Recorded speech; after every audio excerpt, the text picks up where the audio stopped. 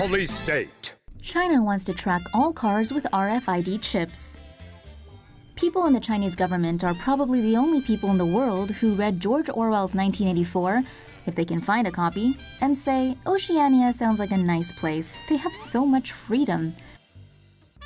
The Chinese Communist Party is planning to track all new cars using RFID chips in a voluntary program that begins on July 1st. That will become mandatory by 2019. According to the Wall Street Journal, China's Ministry of Public Security and the ministry's Traffic Management Research Institute is working on the new tracking system. Chinese officials claim that windshield RFID chips will help the government study and improve congestion, thereby reducing pollution. Officials claim another goal is to help combat the rise of vehicular terrorist attacks. So basically, this is just another surveillance program to keep China's 1.3 billion bees buzzing in perfect oblivious harmony and has nothing to do with cutting down pollution. The system will not be able to locate a car like GPS, and it's unclear how much citizen information will be stored on the chips beyond car color and license plate. Maybe China should just start implanting tracking devices into all of its citizens. 5,000 years of fabrication. Watch on. Cooking oil in China is recycled from the gutters. Chinese authorities have battled to get rid of gutter oil in the country's kitchens for years, cracking down on illegal oil production rings since 2011. But now it seems the black market oil in street-side stalls could be used to power up airplane engines. With Chinese cooking being so heavy on the oil, some enterprising people thought up a cheap way to produce it, by recycling garbage. First, they scoop up waste containing used oil or animal fat from sewers, gutters, or dumpsters and take it to processing plants. After the mixture is refined and processed, the oil is repackaged and sold to vendors and small restaurants at below-market prices. As reprocessed sewage, gutter oil contains carcinogens, which may lead to cancer and other health problems. But with the disgusting oil served up in cheap street eats, unsuspecting foodies may be none the wiser. Other countries have long used recycled oil not for cooking, but for industrial purposes, something China only caught on to in recent years. In 2014, Boeing partnered with a Chinese aircraft company to turn gutter oil into sustainable biofuel. After a Hainan Airlines flight flew from Shanghai to Beijing last March on a 50-50 mix of gutter oil and jet fuel, China might very well turn gutter oil into gold.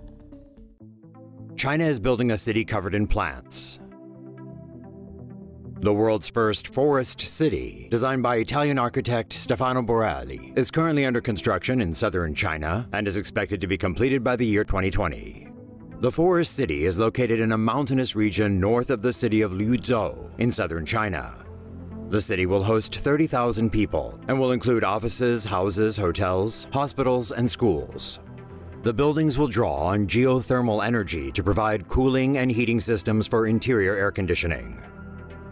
Solar panels will be installed over the rooftops to harvest solar energy.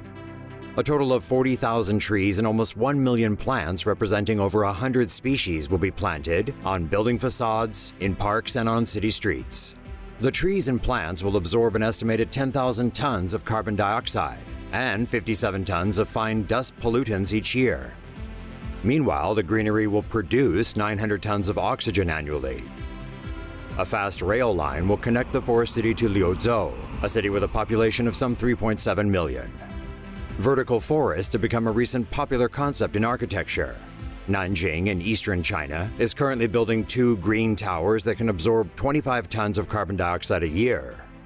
Taipei City in Taiwan is also building a carbon-eating tower, which reportedly will be able to absorb 130 tons of carbon dioxide emissions a year. Duck and cover.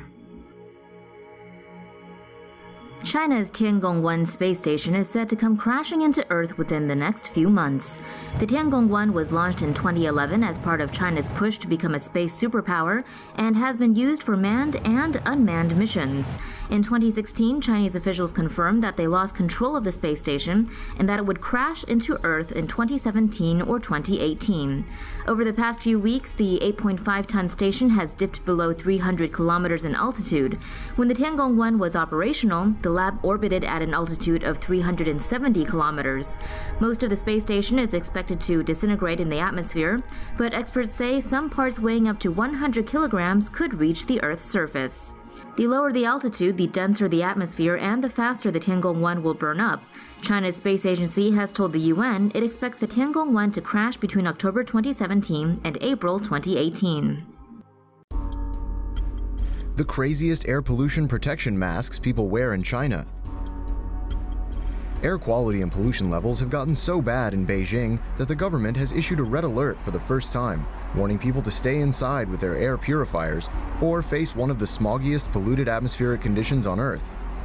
Those that choose to brave the choking toxic smog should probably heed our list of the most fashion-forward and craziest air pollution masks. First up is the Airwaves mask created by Frog Shanghai. It connects to a smartphone app to measure pollution levels and keep wearers in the know about air quality in different neighborhoods. If you want other people to see your smile but still breathe cleaner air, there's also the nasal air purifier made by Mai Xingren. But only nose breathing is covered, and any mouth breaths are still going to be pretty polluted. Another nasal option is the InfaPure invisible air filtration mask. But if you don't like sticking stuff up your nose and you still want your face to be visible, there's the Sunny Smile transparent mask. This Toto Bobo mask is somewhere between the transparent masks and the full face coverage filters. If you like the vintage look, you can always go to the Army Surplus store and snag one of these retro World War II style masks. For a more modern style, there are all kinds of apocalypse chic choices, as showcased at the 2014 China Fashion Week by designer Yin Peng.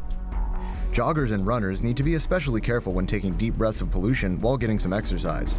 Cyclists are also vulnerable to the air quality problems in China, so British artist Matt Hope designed this breathing bicycle that uses the power generated by pedaling to filter the air for the person riding it to breathe.